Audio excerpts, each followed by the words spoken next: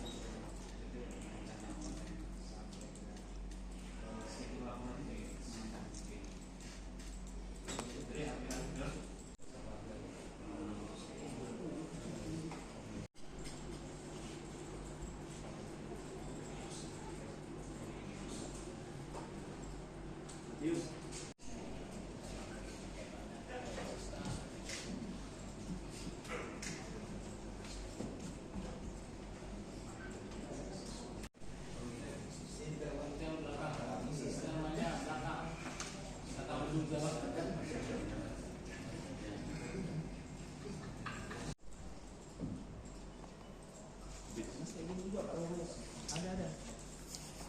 Basement.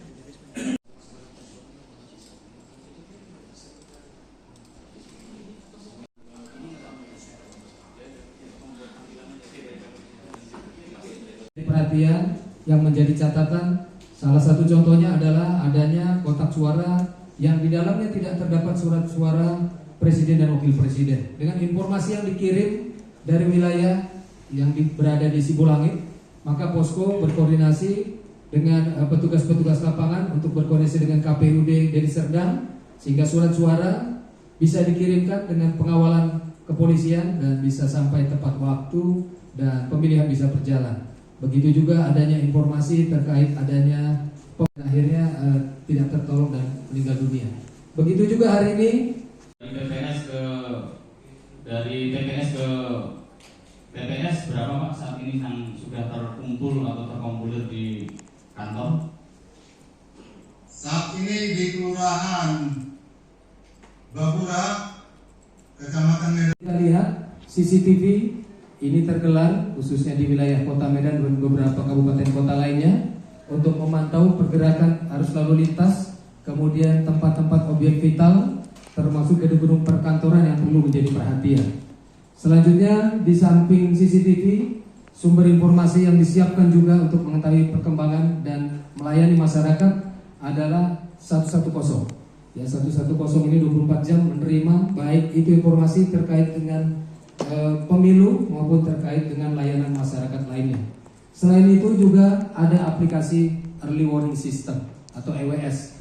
Melalui aplikasi ini seluruh rencana kegiatan baik Satgas OMB Polda maupun Satgas Polres jajaran semua bisa dipantau setiap saat apa rencana kegiatannya, termasuk apa hasil kegiatannya.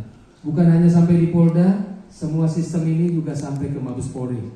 Kemudian yang berikutnya yang kami gunakan adalah SOT. Ini adalah aplikasi SOT yang digunakan di seluruh Indonesia oleh Mabes Polri. Dan kalau rekan-rekan lihat yang berwarna biru itu untuk Sumatera Utara, itu adalah saat ini penggelaran personil yang saat ini berada di lapangan. Dan kalau rekan-rekan lihat bukan hanya tergelar di Pulau Sumatera, termasuk di Pulau Nias, bahkan sampai di Pulau Hinako, itu warna biru menggambarkan adanya personil di sana.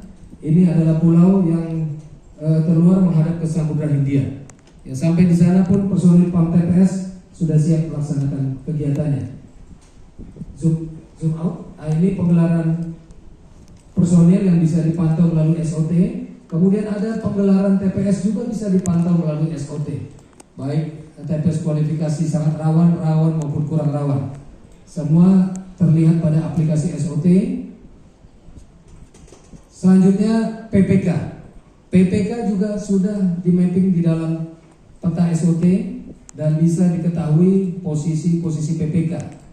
Jadi kalau nanti layer antara personil, TPS, PPK, itu nanti kita bisa melihat keberadaan personil yang terdekat dengan TPS atau PPK. Ini. Kemudian setiap personil yang tergelar tadi mempunyai kewajiban untuk mengupload laporan di lokasi masing-masing.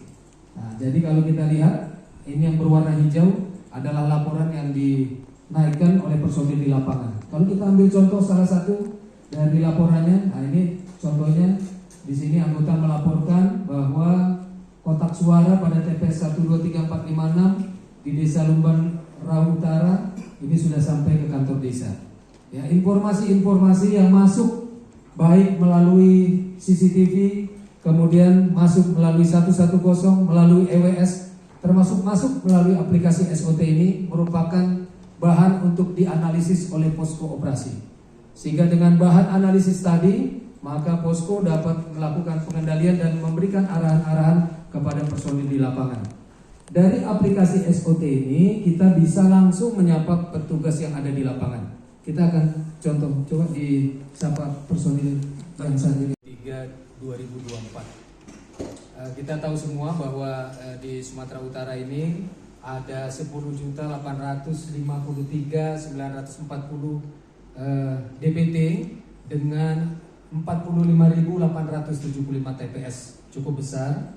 Dan untuk mengamankan semua itu maka Polda Sumut menggelar operasi kepolisian Mantap Brata Toba 2023-2024 yang menggunakan kekuatan sumber daya yang ada baik perlengkapan maupun personil, di mana personil yang dilibatkan sejumlah 2/3 kekuatan atau sebanyak 12.908 personil, di mana para personil yang terlibat operasi ini akan melakukan kegiatan baik itu pengamanan pada TPS maupun penggelaran personil pengamanan yang akan mengamankan polres-polres jajaran dengan rayonisasi pasukan baik Brimob maupun Dalmas Samapta.